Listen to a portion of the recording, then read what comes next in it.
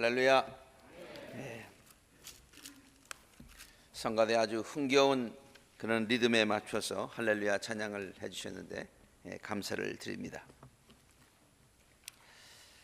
자, 오늘 우리가 함께 읽은 본문 말씀은요, 이스라엘 백성들이 홍해를 건넌 후에 시내산에 이르렀을 때의 이야기입니다. 그들은 산 아래 장막을 쳤고요, 모세는 하나님께로부터 계명을 받기 위해서 시내산으로 올라갔습니다. 모세는 그곳에서 밤낮 40일을 머물러 있었다고 성경이 기록하고 있습니다. 백성들은 모세가 오랫동안 산에서 내려오지 않게 되자 불안해지기 시작을 했습니다. 그들은 모세가 분명히 산에 올라가서 죽었을 것이라고 생각을 했던 것 같습니다. 그들이 그렇게 생각했을 때는 그만한 이유들이 있었기 때문이지요. 첫째는 그가 하나님을 배웠기 때문입니다. 내가 하나님을 직접 보면 죽는다고 하는 또 실제로 그런 일이 있었죠. 그래서 그가 하나님을 배웠으니 그는 죽었을 것이다. 두 번째, 모세가 먹을 것이라고는 아무것도 없는, 풀 한 포기도 없는 돌산인, 저 사진에서 보는 것과 같은 저런 산에 올라가서 그렇게 오랫동안 있었다면 분명히 굶어서 죽었을 것이라고 생각을 했을 것입니다. 광야에서 안내자를 잃었다고 생각하니 얼마나 당황했겠습니까? 아시다시피 모세는 백성들 중에서 유일하게 광야에 대하여 알고 있었던 사람 아닙니까? 광야에서 안내자를 잃었다고 하는 것은 곧 죽음을 의미하는 것이기 때문입니다. 그것도 한두 사람이 아닌 백성들이 움직이는데 안내자가 없다. 얼마나 큰일입니까? 그래서 백성들은 모세의 형인 아론에게로 몰려갑니다. 그리고는 다음과 같이 강력하게 요구를 하지요. 일어나서, 그 말은 가만 있지 말고 좀 무슨 액션을 취해야 되지 않겠느냐라고 따지는 거지요. 우리를 인도할 신을 만들어 주십시오. 우리를 이집트 땅에서 올라오게 한 모세라는 사람은 어떻게 되었는지 통 소식이 없습니다. 아마 죽었을 것 같습니다. 그런 얘기를 하는 거죠. 아마도 거칠게 항의하는 백성들의 분위기가 심상치 않았던 것 같습니다. 아니면 아론이 이번 기회에 자기가 백성들의 지도자가 되어 보겠다는 엉뚱한 생각을 했을지도 모른다는 그런 생각도 한번 해보았습니다. 왜냐하면 항상 형이면서도 2인자의 그런 자리에 있었고요.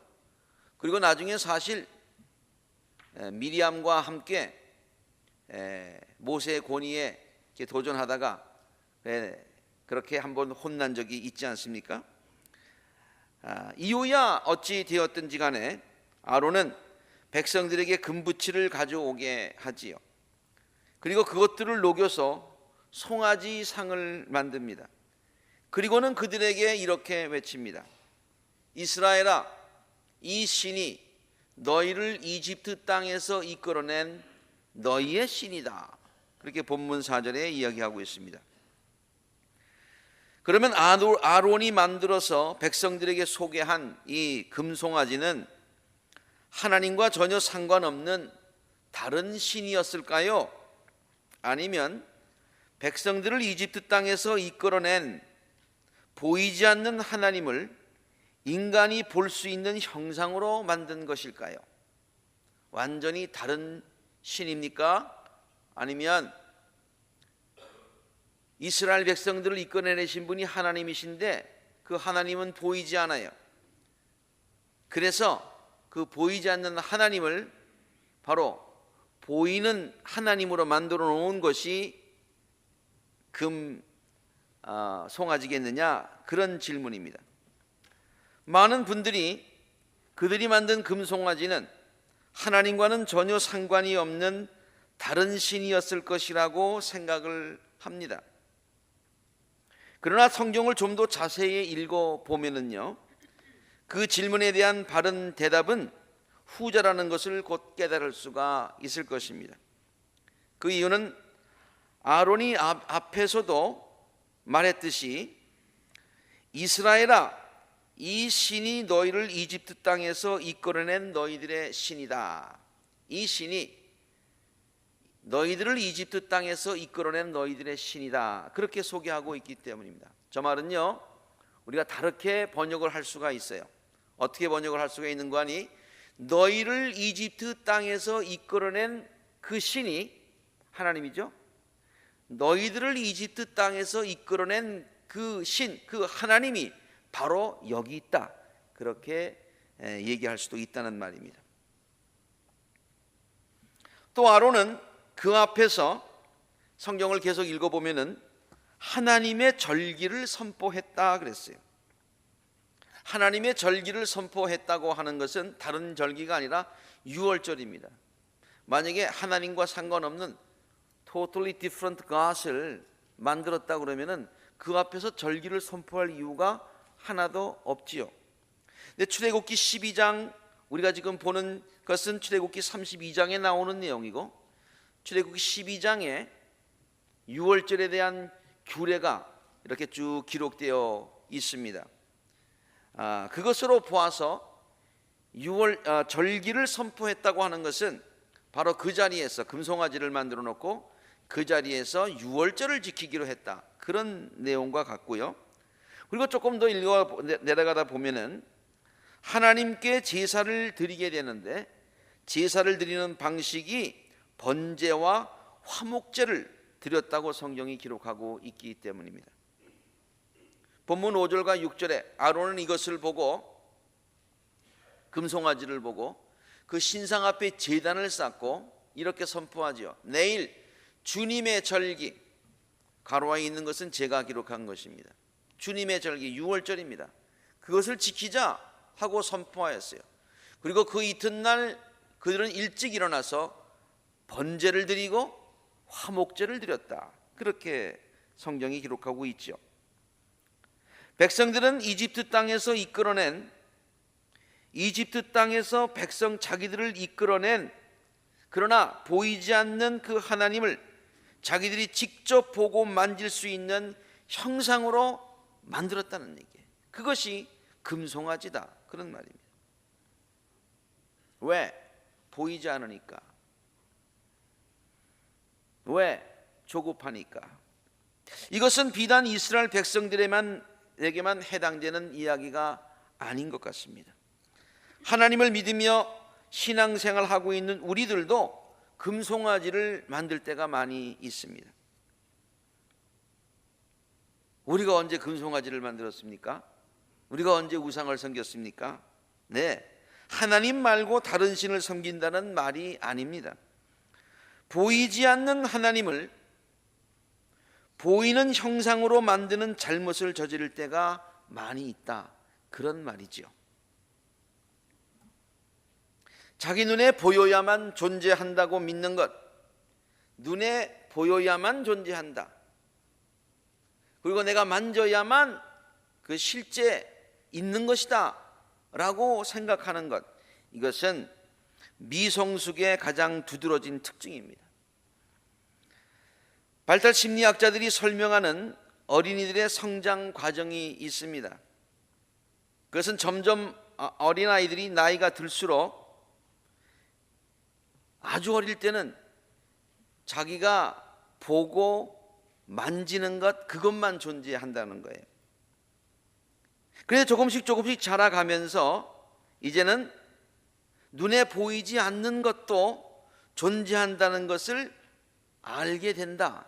이것이 성장의 과정이다, 발달의 과정이다, 이렇게 설명을 하고 있습니다.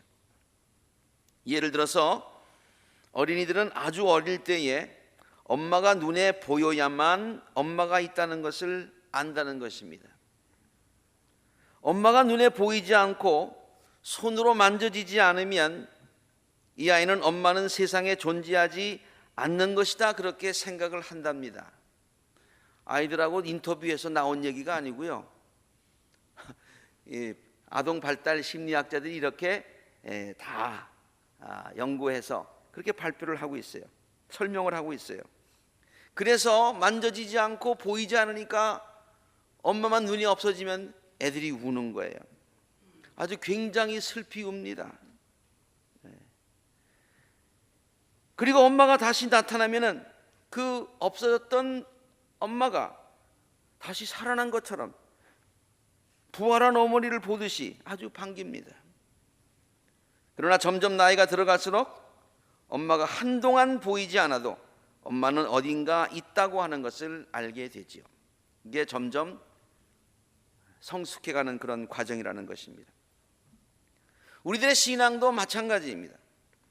눈에 보이는 것만 믿는 것, 또 눈에 보이고 피부로 느껴질 때에만 하나님의 살아계심과 역사를 믿는 것, 이것은 미성숙한 신앙인의 모습이라고 하는 것이죠. 이스라엘 백성들의 신앙이 그렇게 미성숙했다는 말입니다. 그래서 하나님의 존재가 느껴지지 않자 하나님의 사람이라는 모세도 이제 자기들의 곁에서 떠났다고 생각하자 무언가를 붙들어야 되겠다는 거예요. 무언가를 봐야 되겠다는 거예요. 그래서 그들이 금송아지를 만들었다, 그런 얘기입니다. 하나님께서 애굽 사람들에게 10가지 재앙을 내리실 때에 애굽 사람들에게는 10가지 재앙을 내리시고 이스라엘 사람들에게는 그 재앙을 내리지 않으셨습니다. 그러니까 이스라엘 사람들이 그걸 보고서 하나님이 살아계시다, 하나님은 우리 편이야, 그렇게 하나님의 살아계심을 믿었습니다. 하나님께서 홍해를 가르셨을 때에는 그들은 하나님의 놀라운 능력에 감격했습니다. 와, 놀랍다.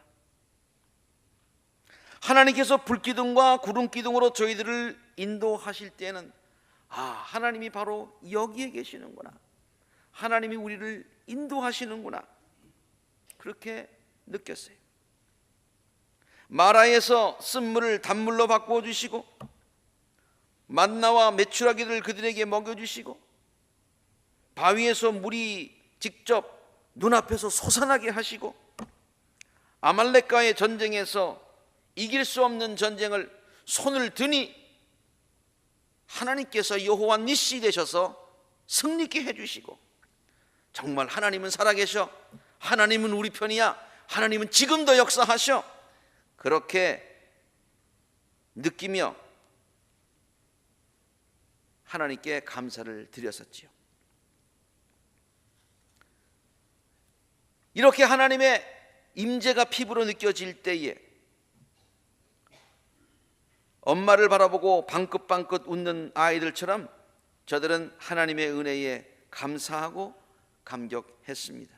그런데 잠시라도 하나님의 손길이 느껴지지 않을 때면, 이렇게 모세가 40일 주야를 떠나서 있을 때, 하나님의 임재가 느껴지지 않는 것 같을 때, 하나님께서 침묵하고 계신다고 느껴질 때에 그들은 마치 엄마가 잠시 보이지 않으면 엄마가 세상에 존재하고 있지 않다고 생각하면서 울며 보채는 어린아이들처럼 이스라엘 백성들은 하나님께서 살아계시지 않는다고 생각하는 사람들처럼 행동했습니다. 하나님 없는 백성처럼 행동했습니다. 믿음 없는 사람처럼 행동했습니다. 이방인처럼 행동했습니다. 의심하고 불평하고 원망했습니다.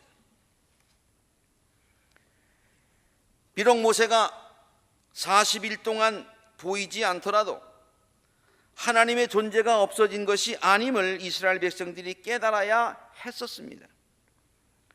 비록 광야에 대하여 비교적 잘 알고 있는 모세가 그들 곁을 떠났다고 하더라도, 그렇게 생각되더라도 그들은 당황하거나 조급해하지 말았어야 했었습니다. 왜냐하면 그동안 광야에서 백성들을 실제로 인도하신 분은 광야에 대해서 조금 그들보다 좀 알고 있는 모세가 아니라 사실은 하나님께서 직접 보내주신 불기둥과 구름기둥이었지 모세가 아니었기 때문입니다. 그리고 앞으로도 백성들을 인도해가지고 나가실 분은 모세가 아니라 하나님이시기 때문인 것입니다. 얼마 전 제가 하나님의 침묵이라는 제목으로 설교할 때에 인용했던 글을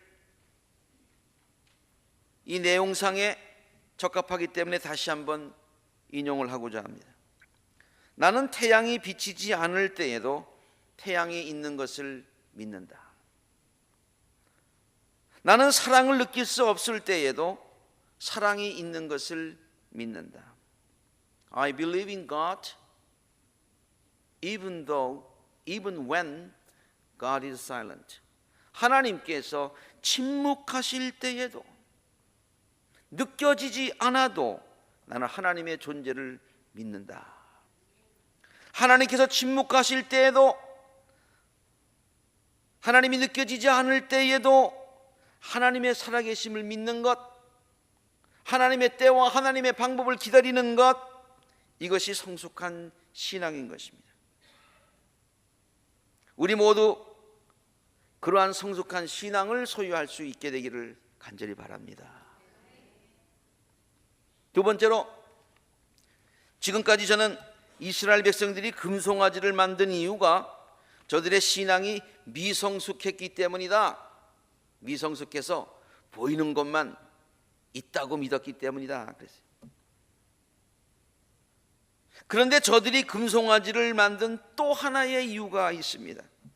그것은 그들이 너무 조급하였기 때문이라는 것입니다. 우리들도 어떠한 상황에 닥칠 때에 조급하면 보이지 않는 하나님의 임재를 금송아지로 만드는 잘못을 저지를 수도 있다는 말이지요. 물론 이스라엘 백성들의 마음이 왜 조급해졌는가 하는 것을 전혀 이해하지 못하는 것은 아닙니다. 그럴 만한 이유가 충분히 있습니다. 광야에 버려진 듯한 느낌, 지도자를 잃은 듯한 느낌, 앞길이 캄캄하게 막혀진 듯한 느낌, 하나님의 임재가 전혀 느껴지지 않는 그런 깜깜한 상황.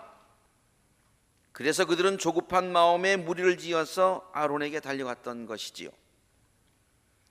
우리들도 조금만 어려운 일을 당해도 조급해할 때가 많이 있지 않습니까? 이유가 없는 것은 아니지만 마음이 조급해지니 하나님의 때와 하나님의 방법을 침착하게 신뢰를 가지고 기다리지 못합니다. 그리고는 우리 나름대로 방법을 찾아 나섭니다. 백성들에게 금부치를 가져오라고 했듯이 우리들에게 갖고 있는 금부치들을 생각해 봅니다. 우리들의 온갖 지혜를 동원해 봅니다. 조급하고 다급한 마음으로 사람들을 의지해 보기도 합니다. 세상적인 방법을 동원해 보기도 합니다. 하나님께 의지하며 하나님의 도움을 기다리는 것이 아니라 내가 갖고 있는 것이 무엇인가를 생각하면서 내 방법을 총동원해 보려고 합니다. 이 모든 우리들의 노력들은 곧 금송아지를 만드는 것들임을 알아야 하는 것이죠. 하나님은 우리들에게 다음과 같이 명령하십니다. 우리가 교동문을 함께 읽었습니다마는 시편 46편 10절에 함께 읽습니다. 시작. 너희는 가만히 있어 내가 하나님 됨을 알지어다. 아무리 어려운 일을 당하더라도 당황하지 말라는 말입니다. 우리들에게 닥친 시련과 고통이 아무리 크게 보일지라도 하나님은 그것들보다 훨씬 더 크시고 위대하신 분이기 때문입니다. 하나님의 신실하심을 믿고 하나님의 도움을 잠잠히 기다리는 그러한 굳은 믿음이 우리 모두에게 있게 되기를 간절히 바랍니다.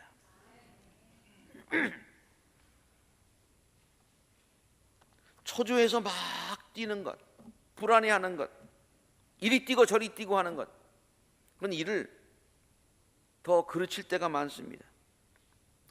꿀벌을 키우는 사람들의 이야기를 들은 적이 있습니다.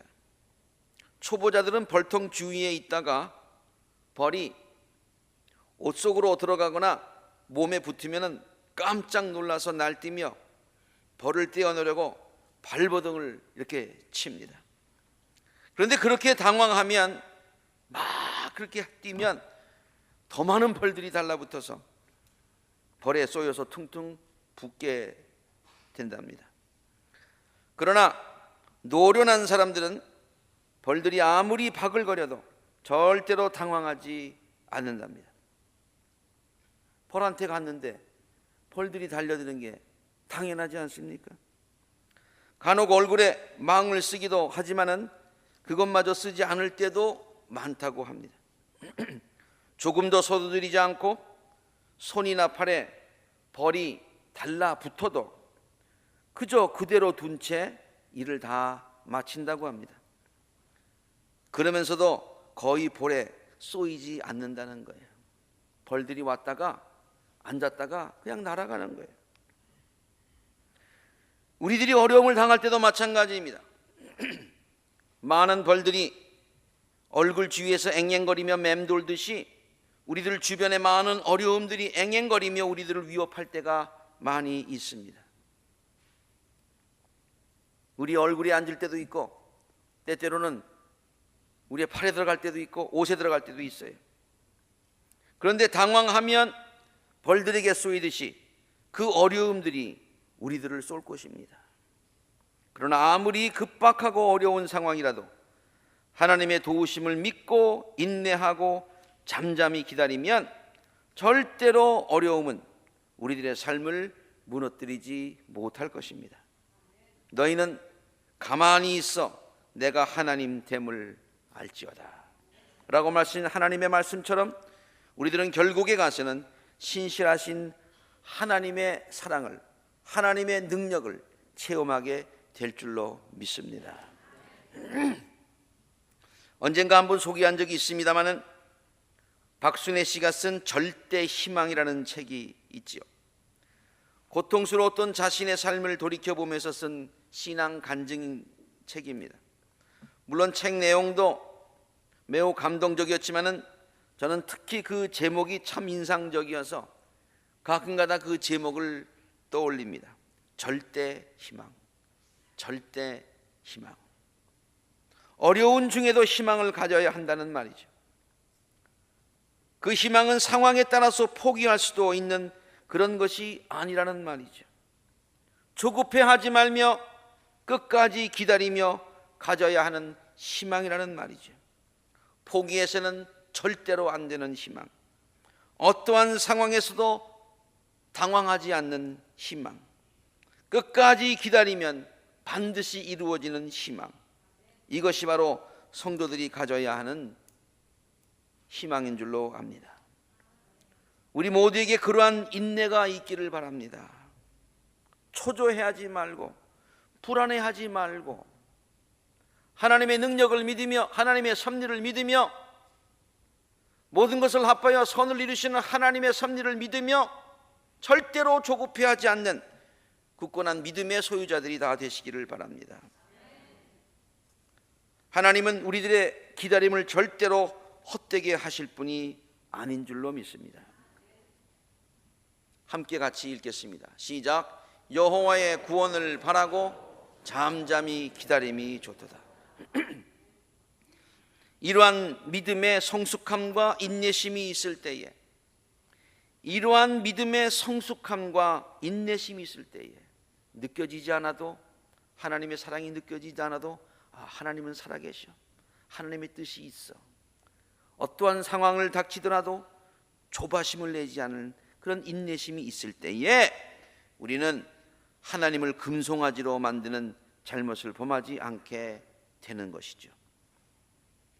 우리 눈에 보이지는 않지만 우리들을 항상 지켜보시는 하나님의 인자하신 눈빛과 항상 우리들을 돌보아 주시는 인자하신 하나님의 권능의 손길이 우리 아콜라자단의 모든 성도님들의 날마다의 삶 속에 충만하시기를 좋으신 주님의 이름으로 간절히 축원합니다.